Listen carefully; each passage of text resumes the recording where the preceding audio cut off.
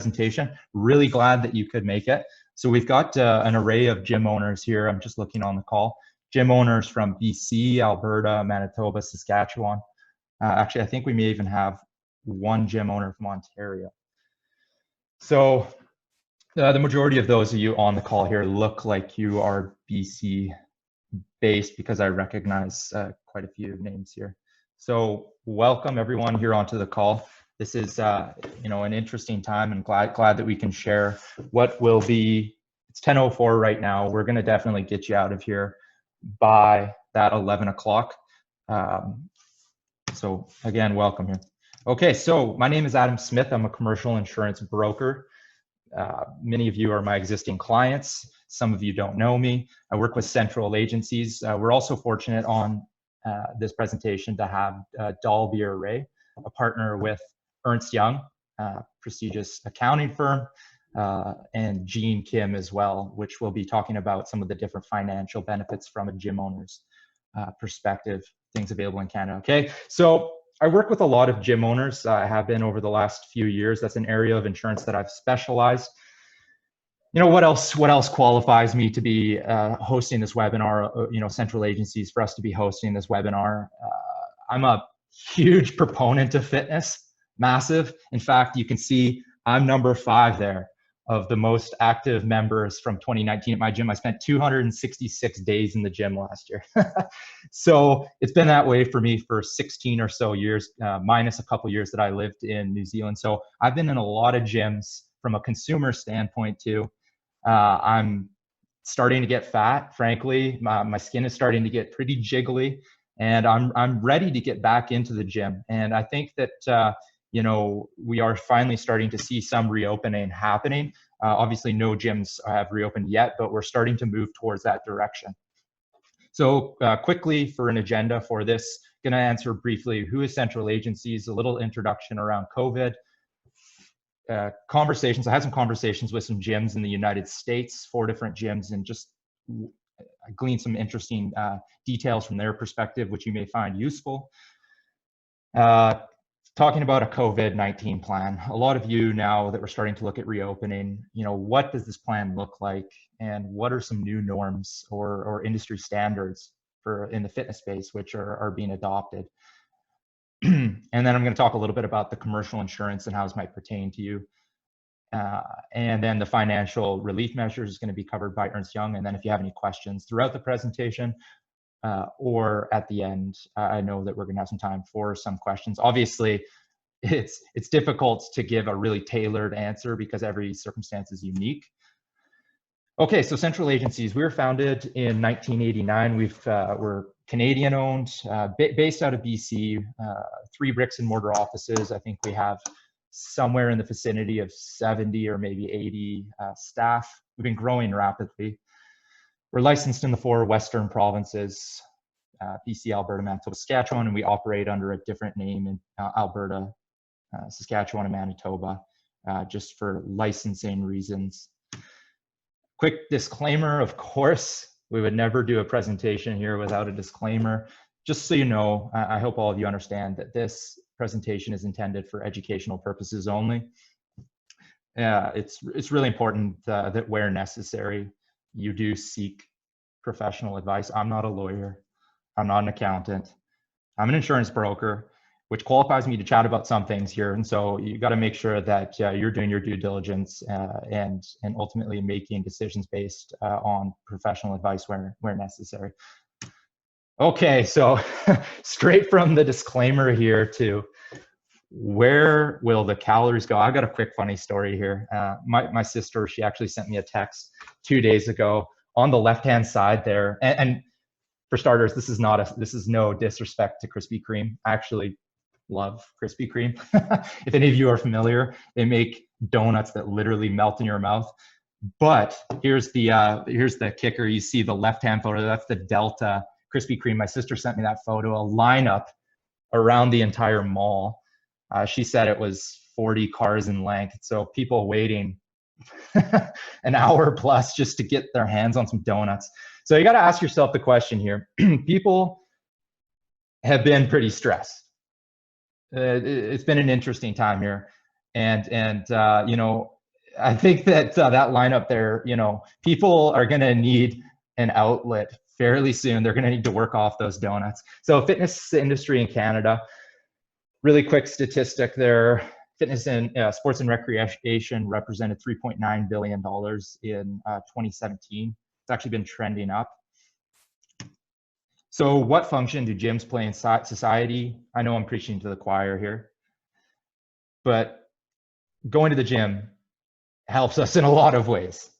Weight control, stroke, type 2 diabetes, depression, anxiety, improving mood, boosting energy, sleeping better, sex life, and it could be social, and that's taken from the Mayo Clinic. So bottom line is, guys and girls here on the webinar, gym owners, you know, whatever type of gym that you operate, you have an important role to play.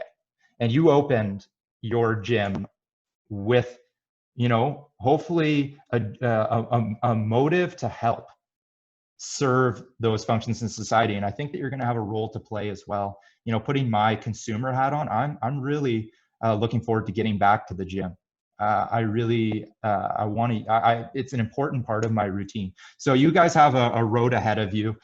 You know, we've all talked about the doom and gloom associated with COVID-19 here. It's been interesting, and that's what the narrative's been the last 2 months. And so finally, you know, after 2 months of closure for most of you, maybe not quite 2 months, but for a lot of you, it has been very close to 2 months.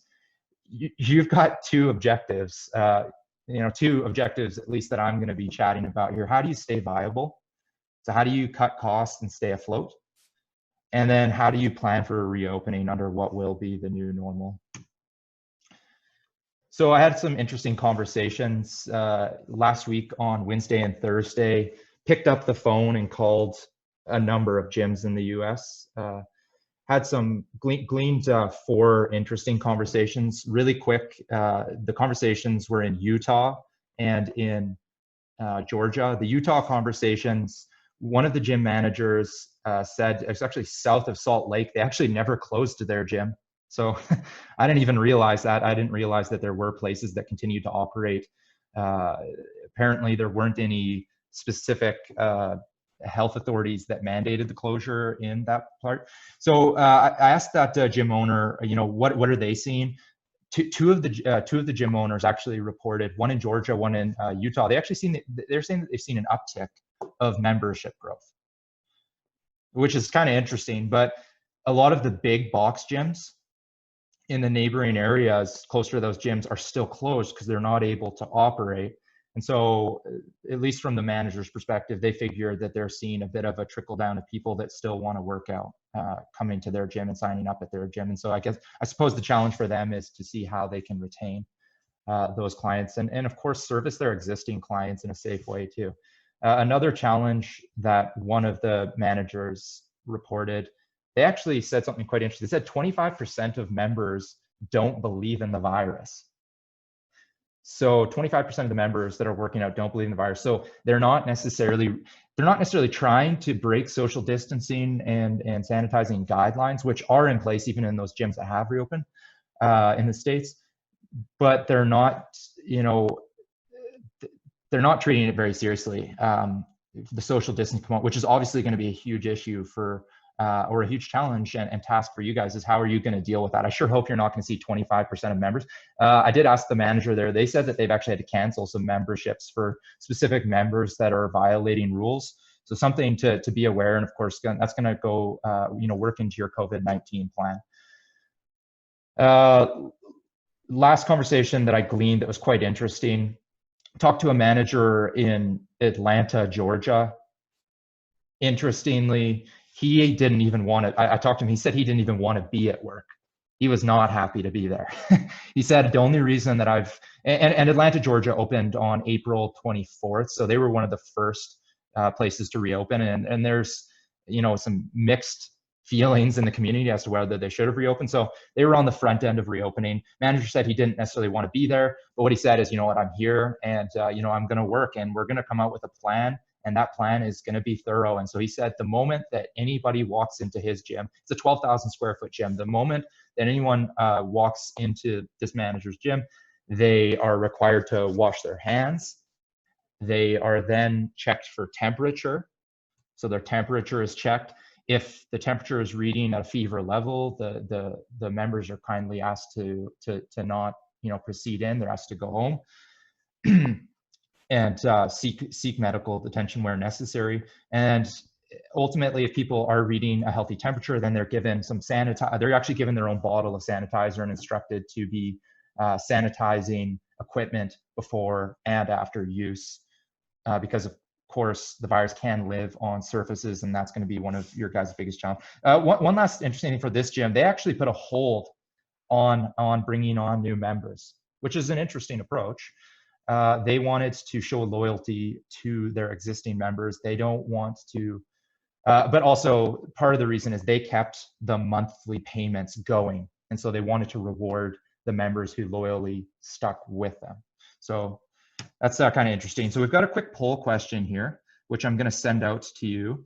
And so this poll is ultimately going to pop up. You can answer it, and we're actually going to get some live data. So do you think that it would be reasonable to practice scanning temperatures? So not touching temperature, but do you think that this would be a reasonable practice for gyms to implement? And so I'm going to go ahead and share this poll with you. That'll pop up right now, and we'll get some real-time information. So that should have just popped up on your end. We'll give you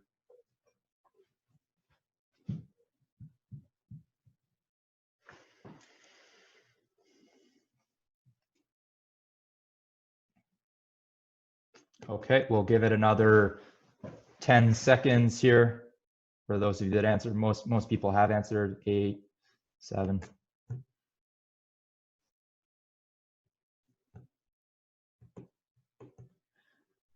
Okay, so we're going to go ahead and end this poll here. Share results.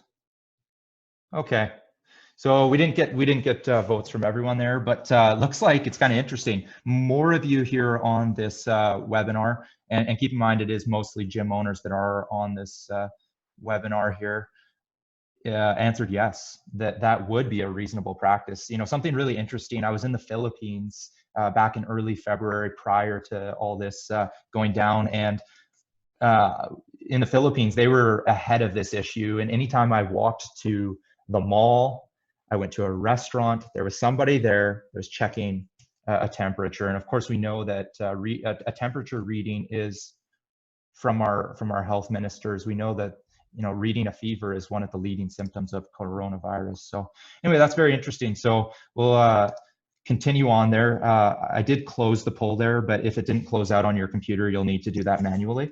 So we'll keep on forging ahead here. So finally, we're starting to see some plans for reopening. We all know that unlike in the United States, gyms are not making it into phase 1. As far as I can know, throw a comment in the sections here if BC, Alberta, Saskatchewan, or Manitoba, it's possible. Like, this information was recent as of yesterday, from what I was looking at, but let me know if there is a date pinpointed.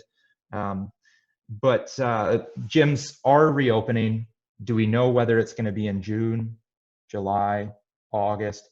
No, we don't. All we know is that the time to prepare is now. The purpose of this webinar, of course, I know that I'm preaching to the choir. A lot of you are on top of this. You're really getting out and getting off the races with a plan to reopen.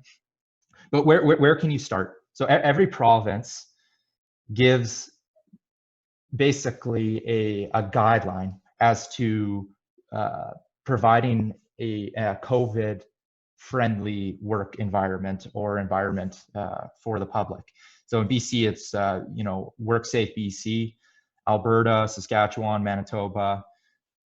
Everyone's kind of got the minimum standard for opening under what will be the new norm. So that, first off, I'm also assuming that as gym owners and managers, each of you have a basic, well, actually not just a basic, that you have a solid grasp as to how the virus is spreading, the symptoms of the virus. It's really, really important and critical that your staff and you have a grasp on this, because how can you ultimately create an environment that addresses it if you're not informed as to how the virus is spreading? And I know this isn't necessarily what any business owner imagine for themselves, or what you guys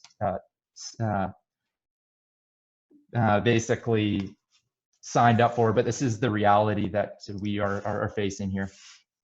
Okay, so that's the basic resource. Self-assessment tools, of course.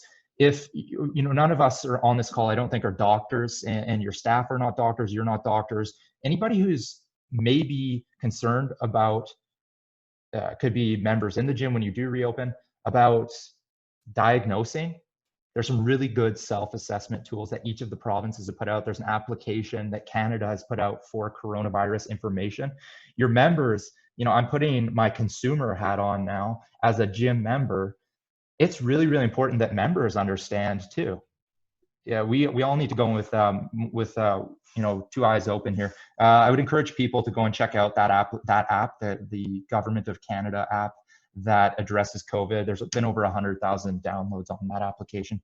WorkSafe. So I've taken kind of the I don't want to call it the bare bones, but the standard guidelines from WorkSafeBC. And of course, it's really important, if you're on this call here, that you become aware of your respective province and the health authorities that you operate, for designing this plan, which will ultimately give confidence to your staff, yourself, your staff, and your consumers that you're opening in the safest manner possible. And I think that really, by putting this plan together too, and putting it out to the public, look at what we're doing. We're going through a process where we're trying to restore confidence, and there's a lot of people that want to get back into the gym, but they also want to see that gyms are reopening in a safe and prudent manner. So the workflow of coming up with a plan is basically come up with a plan that reduces the risk exposure, organizing your workplace and the activities that are carried out, clean and sanitize, and then changes and precautions, making sure that you're communicating clearly. So the 6-step plan that BC has kind of laid out is: first, assess the risk at your gym, implement measures to reduce the risk, cleaning and hygiene, maintaining physical distancing, social distancing. We're all becoming aware of developing policies and procedures to enforce this. Communication plans. Communication is going to be so important, and it's ultimately what is going to restore confidence. Even with my own clients, I've had pretty open lines of communication with them, and it's just so important that we are communicating with our staff, employees, and the public. Monitor in your workplace, and then revamping as necessary, and then assess the risks with resuming your operations there. So with the gym, obviously, we know there's going to be certain hotspots with touch services where the virus can live. You need to identify where those hotspots are. All of you have unique footprints. Some of you have spaces that are going to be easier, because let's say if a more open space where it's not so crammed in is going to inevitably bode better for reopening. Some of you are going to have more of corridory, and so really everyone's got to become an architect of their own space, and really get a feel for the equipment, the washrooms, the exits. Everybody's been to Walmart or to other grocery stores where they give arrows as to what direction you should be heading down, what aisle, and ultimately this may apply here for gyms as well. So, and also what materials are being exchanged. So of course, cleaning and hygiene, I'm not going to go through all these. It's just really important to have some really solid protocol in place. This outlines some different facets of that. Maintaining physical distancing. So it's paramount that your equipment is set up in a way that follows that 6.6 feet or 2 meter requirement as laid out by CDC and all the authorities there. And so, and barriers and other protective shields. I've been talking to some of the clients I work with, and they've got plexiglass and different things on order in order to create the safest environment possible there. So developing policies with regards to sick workers, travelers, for when they do reopen the borders. And developing communication, posting signage for the public, for staff, ensuring workers are adequately supervised, and make sure your staff know what they're doing. Because I mean, ultimately, you may come up with a super skookum plan, and I know I'm probably again preaching to the choir here, but you know, you got to get some buy-in from your staff, because ultimately, for a lot of you here on this call, you're not necessarily going to be the frontline worker. You're not going to be the one that's looking as to how this plan is being rolled out. And so making sure that your staff are really taking ownership and feel comfortable with it is going to be absolutely critical here. And then ensuring workers can raise safety concerns. So you know, it's really important that workers feel safe themselves, but they can also be involved in the process, especially because they're on a ground level. And then obviously assessing risk from resuming operations. You're going to have some staff turnover. Some of you aren't going to get your staff back. You're going to have to do training, and then changes to operations. So it's also really important in the BC. So BC rolled out their plan. Bonnie Henry is the health minister, rolled out the plan last week on Wednesday. And it's called the BC Restart Plan. And part of that plan, it included a quote, which is important to realize. It says, "More will be created as various sectors are engaged and industry or sector-wide norms are adopted and required." So that's going to be really important to be aware. The industry-wide norms are still being adopted. And because this is so new for everyone, of course, you as gyms, you're saying, well, what are the norms? What is normal? You know, we did that little poll earlier. Would it be reasonable to have temperature scanning? Will that be a norm? Is that something that you should implement? And these are all questions that you're trying to figure out. And I've included some resources just shortly here. And I'm sure that many of you are finding access to resources. I'm not going to go through all these things. Anytime Fitness, their corporate, has put out basically some sanitization guidelines which would be described more as an industry, maybe not an industry norm, but at least what Anytime Fitness is you know, adopting and putting out to the public. They're going to be using medical grade wipes, you know, ensuring that equipment is wiped down before and after, and making sure that these messages are getting out to the public here. I have no problem sharing some of this after, and it's really important that you do your own due diligence as well with coming up with this plan. And then there are some social distancing guidelines. I'm sure many of you are aware. Gyms in Asia are reopening. Some of them, a lot of them reopened before us, and some of these big gyms have been able to reopen in Asia, roping off every other piece of cardio, ultimately creating an environment that complies with that 6.6 feet or 2 meter social distancing guideline there. No contact training, equipment sharing becomes a challenge. And then of course, having signage and floor markers. So this, you know, the question now is, we got to look for best practices, and what better way to do that than to look at some of our peers within the industry. We are all in this together. We're trying to figure out what the new norm is, and ultimately, I did find some excellent, you know, good starting points. Certainly, no bias towards these organizations, and would love to hear from you guys too, and girls here on the call. What really strong resources are you seeing? I would love to share that with some of my clients, because we're all trying to navigate the best we can. And I'll go ahead and send some of these resources out after the call here, or if you would like a copy of this presentation.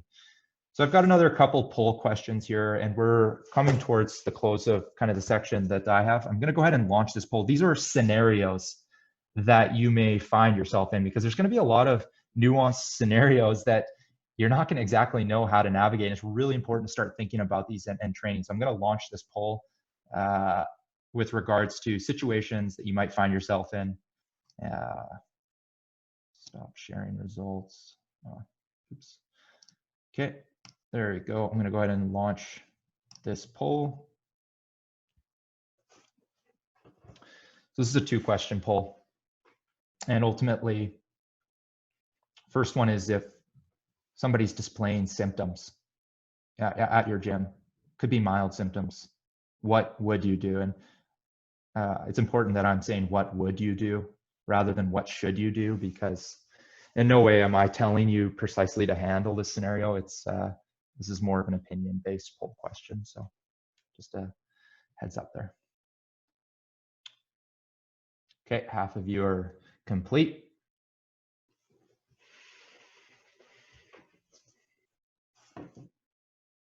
Gonna give it another 10 seconds.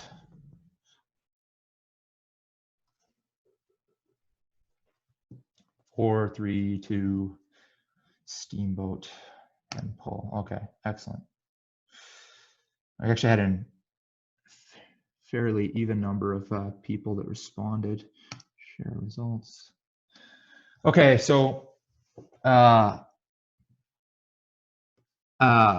it looks like interpreting these results, there's a bit of a mixture there. For question 1, 40% said they would ask the member to kindly leave, and then 60% said to go and self-isolate for 14 days. And so really important to go and figure out the appropriate way. And this is going to be, of course, it's going to come down to what your health minister, but this is all got to work into your staff meetings and part of your plan. When you do start bringing some staff back, you can tell that, wow, that's interesting for the second one, 100%.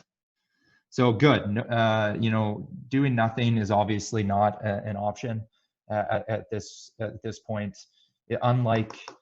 Unlike in times past when people were not cleaning up their equipment, the possible repercussions of not cleaning equipment can be, you know, much more detrimental. So that's a very interesting response there. Okay, so I'm going to go ahead and stop sharing the results there, and then I'm going to exit out here. Okay. Okay, so commercial insurance, I've had a lot of conversations with gym owners. Actually, not just gym owners. I work with a lot of clients, you know, businesses that have been impacted by this. I don't just work with gym owners. Why are business interruption claims being denied? A lot of you have already explained. Pandemics aren't typically a covered peril. There's exclusions in the policies, and this is from the insurance company's perspective and how the policies read. Things like pandemic exclusion, microorganism exclusions, virus exclusions, other words that encompass what a virus is. And then also another challenge with the loss of business income side is business insurance policies require something called direct physical damage.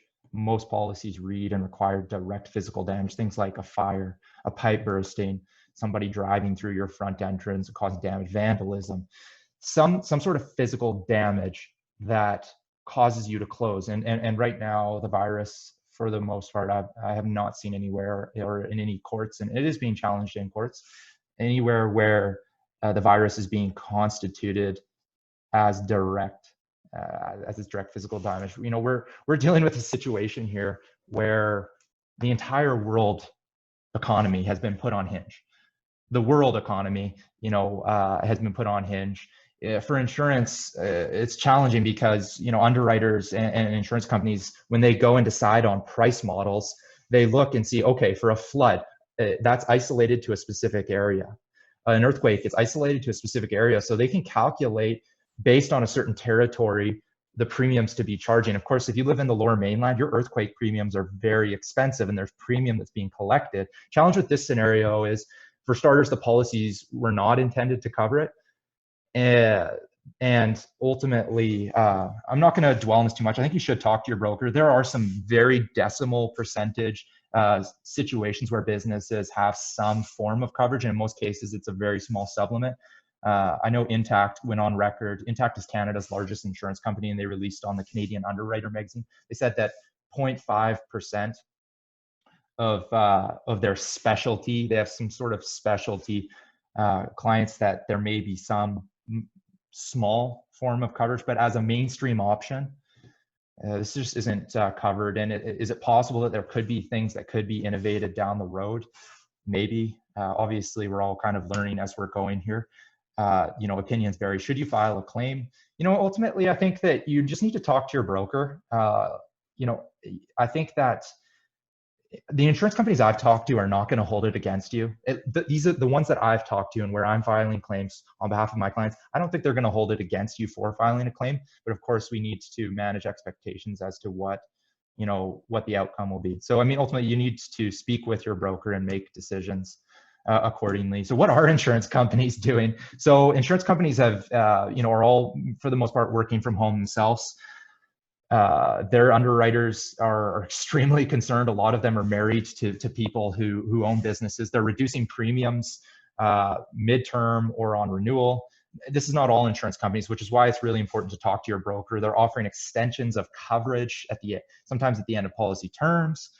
They're amending policy conditions. A lot of policies have something called or all the policies that I work with that have property coverage have vacancy requirements, where once your business hasn't been operating for 30 days, that ultimately the coverage is then brought down to the property coverage is not the same as what it would be in an operational setting. So a lot of insurance companies are working at extending those vacancy periods, understanding that these are just very extenuating circumstances. Really important though, if you haven't talked to your broker, and if I'm your broker, make sure we're having a chat. The insurance companies that I've been working with have been very flexible on that end. They've obviously missed payments, in some cases deferring payments. And then the big thing too, you're looking to stay viable, you're bringing on a lot of new operations. And so extending liability to these new operations, when you reopen, classes, your gyms, and you're looking at bringing on new operations. So working out at a gym or working out outdoors, virtual workouts, producing content for your members. I had a question saying, look, for the members, when we are allowed to reopen, and members that aren't comfortable with coming back, can we go and train them in a safe manner in their home from a liability standpoint? And I think that that's really important to be aware. And I didn't mention it earlier as well. The coronavirus exclusions in the policies they also apply to the liability component too, in most circumstances. And so the truth is that the liability component there was not designed from the insurance companies that I've been chatting with for, say, something like an outbreak and the liability that might be associated with that. And so talk to your broker. I do think it's important to be above board with this. Most insurance policies are going to have challenges with regards to even the liability component, which is all the more reason that coming up with a skookum plan is ultimately going to prove that to the public and to your staff. And so this plan is absolutely integral here. So I'm going to go ahead and turn the time over to Dalbeer and Jean to talk about some of the financial relief measures here. So I'm going to, Jean, can you unmute yourself there? Perfect. Excellent. Good morning, everybody.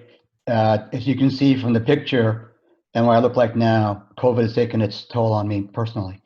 One thing I want to share with you before we start, hope you can see it. This is a firm-sponsored mug, and it says, achieving dreams, changing lives. And I don't think anything could be more appropriate to a group of gym owners than that. And I'm actually sitting here in my gym gear, hoping that this is going to have some kind of a workout part to it. And I've been in business in the CA profession since 1982, a long time. I've been serving in gyms, have lots of friends that own gyms, and like yourselves, have never seen anything quite as devastating as we've gone through here. I've lived through 1981, 82, when interest rates went to 22, 23%, and we had a housing crash. We certainly lived through 9/11 and many other disasters. This is one that's been beyond anybody's control. And governments around the world have stepped up. Looks like we're going to go back towards normal. So we run in Canada, we're 6,000 people, 270,000 people around the world. Our China offices, we have 26. They've been reopened, and we had a webcast immediately before this from across Canada for our own staff. Gia and I were on that earlier. On that webcast, we have seen our offices in China open and other countries opening. And we ourselves have 16 offices in Canada. And we've opened, as of yesterday, 4 smaller offices in St. John, 2 different places, Saskatoon and Depey. And we're on board in early June to open Winnipeg, Halifax, June, July, the other larger offices. And we're monitoring what we're going to do with our Montreal and Quebec City office. So, you know, that's it's a challenge that we're all living through. And in the meantime, we all have costs that we're incurring. And like yourselves, our two biggest costs are obviously people and what we call occupancy, premise costs. So, you know, we're not doctors, but we're going to be wearing these masks, looks like, more often than not. So we're going to talk about a couple things. So if we can, Adam, go to the third slide, the one after. Yep. Yeah. So one before that one, please. One before. So no, I think you're going the backward. You're going the other way. Go back. So I think we're missing that slide. So what we just can we go to the okay? We're going to cover only two of the things or three of the things here. Rent, which I think most of us pay unless we're owners of our own units. There's two wage subsidy programs. One is a 10% that Gene will talk about. The other is 75%. So if we can go to the Adam, the slide on right there. So because commercial rent is a big component of our cost, the government announced on April 24th that if this is something that a landlord applies for, if the landlord works with their commercial tenant and gives them at least a 75% reduction in rent, essentially the tenant will pay 25%, the government will pay 50%, and the landlord will not receive 25%. So it comes as a way of a forgivable mortgage, and that'll be given out by the Canada Housing and Mortgage Corporation. It'll be forgivable, and the deadline is August 31st. We've talked to many gym owners, and you know, sometimes a landlord is a one-off landlord, not sophisticated. Other times they're you know, a big landlord, like a Cadillac Fairview or Oxford Properties. And so what it does is it requires Adam, next slide, please. Requires that it's a landlord that applies, and so the eligible landlord, first of all, must generate rent from a commercial property located in Canada, and that property must have an impacted small business, and that property also must have a mortgage on that property, and the landlord must enter into an agreement with the tenant for April, May, and June to reduce that tenant's rent by at least 75%, and also not have, you know, backdoor clauses and things that they'll try to make whole on it. And obviously, the landlord will have to have declared rental income, either corporately or personally, in the 2018 year or 2019. So next slide, Adam, if you don't mind. Adam, next slide. So that I think Gene will talk about that. So what this is for the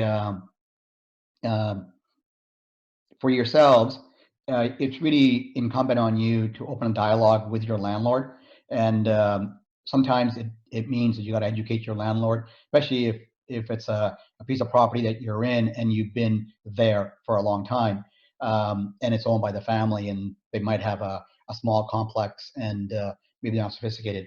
And so this is also meant for what are small businesses. So what is it you have to do to qualify? So first of all, your rent can't be more than $50,000 per month. That's on a lease agreement. You yourself can't generate more than $20,000 of annual gross revenue. So for those of you that operate multiple locations, you're going to consolidate all those locations. And obviously, you must have experienced 70% reduction in revenue. So for those of you that have been forced to close and your memberships weren't paying, you're probably going to meet those tests.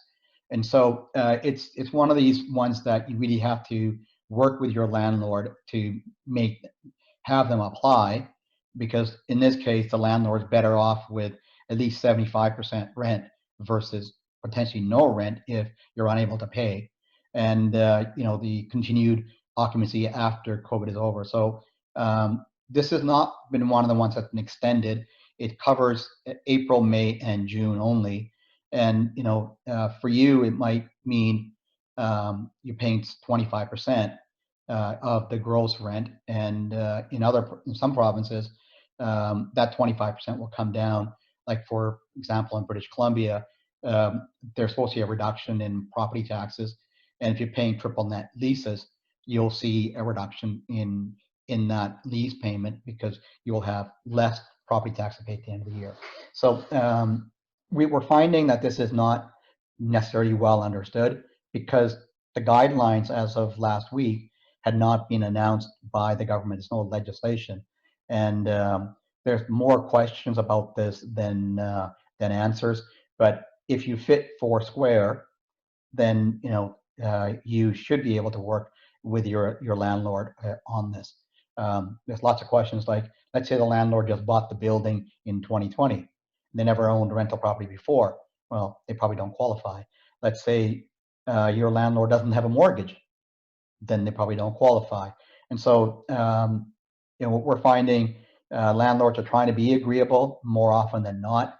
Obviously, it's human, and each landlord is in a different situation, and they themselves are probably worried about if they've got substantial mortgages that they can't cover the mortgages without the income. So again, I think Adam said it earlier in his part, communicate. The better relationship you have with your landlord, and more you're able to give them the information, the more likely they are to work with you. So there's other products and other relief measures that are available to you. I'll let Jean talk about the 10% and 75%, and then we'll circle back at the end if we have time for the $40,000 loan that you can apply for as well. Jean? Thanks, Albert. So I'll be talking about the 10% subsidy and the 75% wage subsidy. This 10% temporary wage subsidy came out as one of the measures on March 18th. And the thing to notice here is there is no cash outflow from the government. This is a way to reduce your cash outflow. And one of the requirements obviously is that you're going to have business not closed, meaning, even if your gym's closed, you may be having some of the administrative staff on board still doing work for you. And if you're doing your payroll for them, you can make it calculate the 10% wage subsidy. That's going to be based on gross. But what you're going to be doing is when you cut out the check to the government, you're going to reduce that portion, the 10% portion, from the income tax amount, and remit the lesser amount of it, but you still have to pay the full CPP and EI portion of it. And the way it works is if you are not able to utilize all of your 10% subsidy, you are able to carry forward and later deduct it from your payroll remittances. So it's meant to reduce your cash outflow. And one of the from the gym owner's perspective, I'll say you have to be looking at to see whether you qualify. If you have a corporation, whether you've taken a small business deduction, maybe if you have an accountant you're working with, talk to them to see if you qualify. It's meant to be an incentive for the smaller, I guess, business owners. That's why it has this 15 million taxable capital threshold. So that's meant to provide incentives or the subsidy to the smaller business owner. So, and you have to have a payroll account, obviously, before this happened, and you have an active payroll account going forward. So that's how the 10% subsidy works, and details are provided here. So moving on to the 75% Canada Emergency Wage Subsidy. Now, Justin Trudeau came out, I think, last week and announced that this is going to be extended through June. But the details of the extension is not yet provided yet. But I'm just going to be going based off of the information that's available, legislation based on your eligibility for April, May, March, and on. So this is going to be covering 75% of the wage subsidy. Obviously, the 10% subsidy that was provided in March was very specific and targeted to the smaller business and wasn't covering a lot of the Canadian businesses. So they went back to the drawing board and looked at it and see, how they can extend it. And obviously, this is the way they came about it.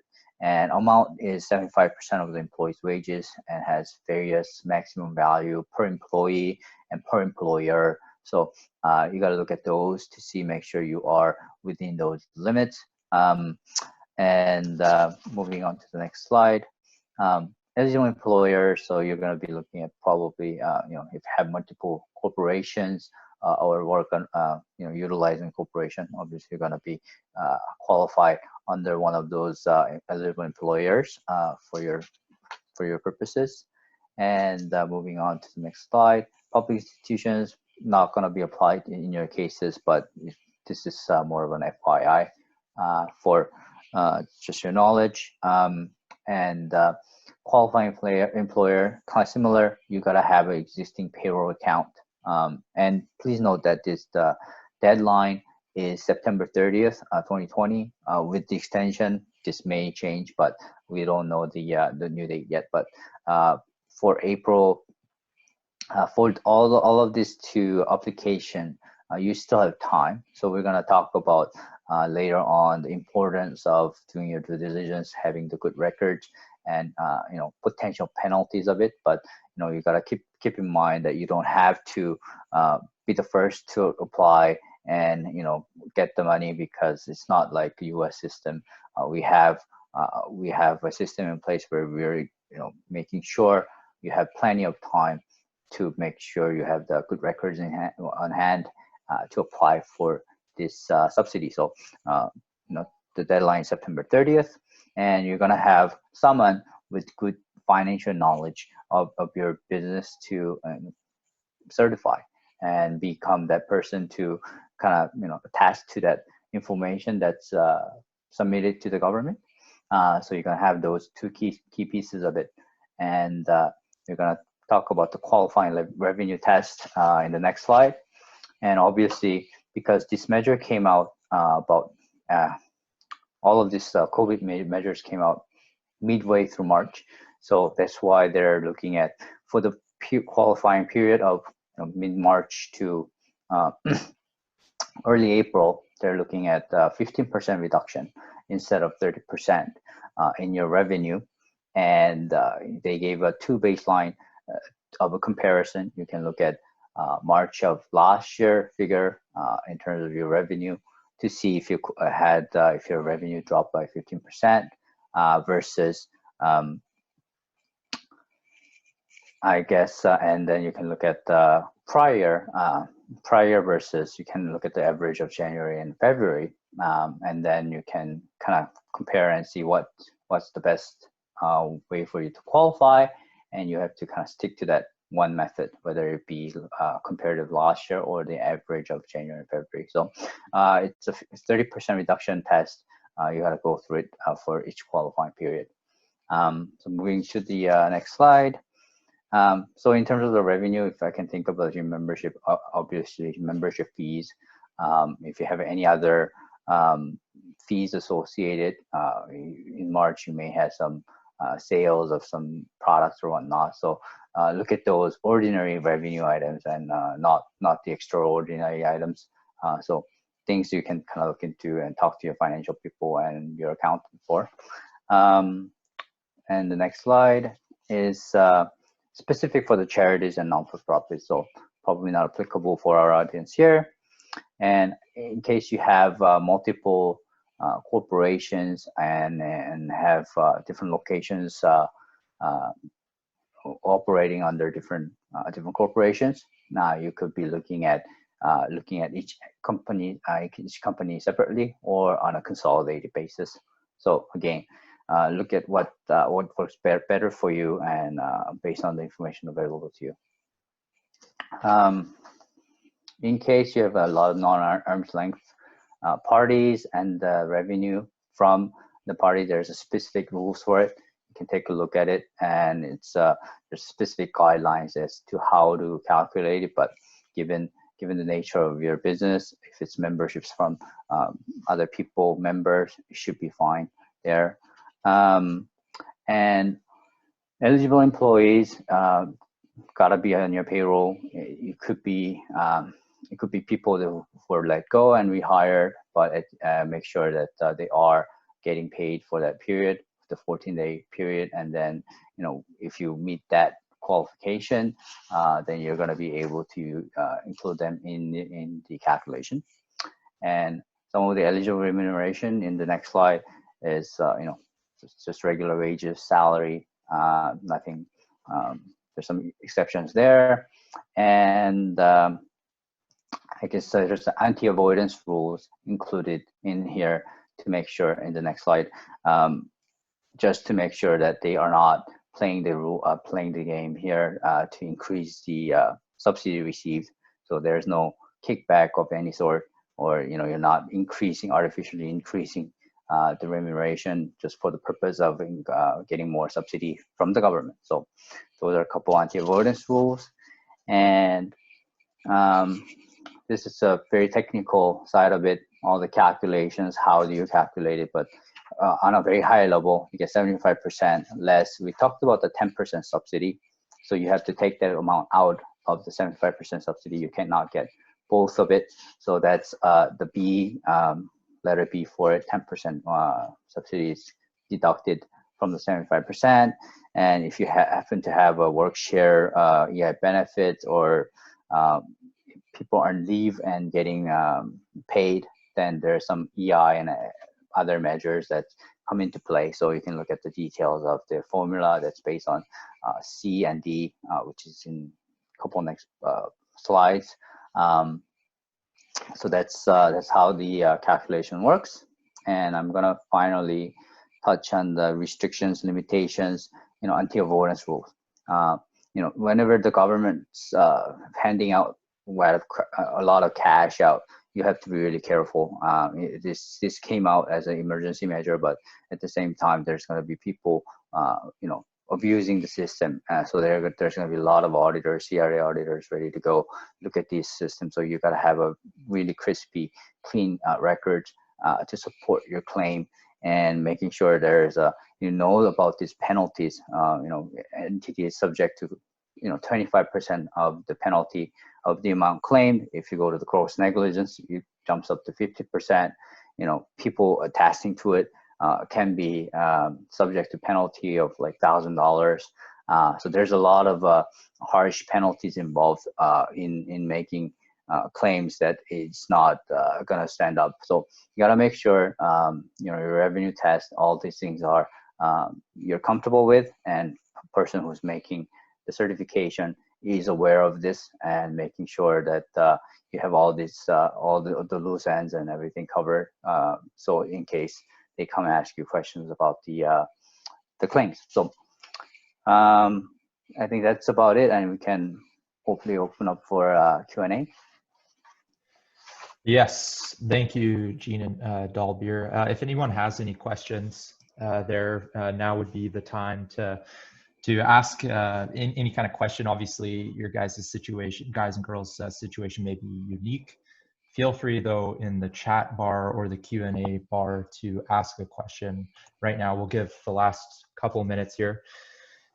Maybe nobody will have questions, so yeah, we'll give a couple of minutes here. And I'm just going to kind of summarize here what we were saying. And the intent of this webinar is to bring gym owners together. You know, we're all in this together here. It no doubt has not been easy for everyone. And I'm quite confident, though, as we are kind of looking at some plans with reopening here, that each of you as gym owners will come up with a plan that will balance and that need for you to be able to reopen at that according time in a way that you can confidently present that to the public. That's just so important, and getting that across to the staff here. And of course, what Ernst Young is saying here with regards to taking advantage of whatever subsidies you possibly can. These are certainly unique times, And we don't have any questions here. We're going to go ahead and close off this webinar here. Thank you so much for everyone that joined. If you have any questions, feel free to reach out to myself. Feel free to reach out to Dalbeer or Jean. I can provide you their contact information. You know, ultimately, we're all in this together, and we're really excited to see, you know, business continue to flow forward in a safe manner here. So wish all of you guys good luck. Have a great week, and we'll certainly be in touch. Take care. Bye now. Bye-bye, everybody. Take care. Thank you. Bye. Okay, bye-bye.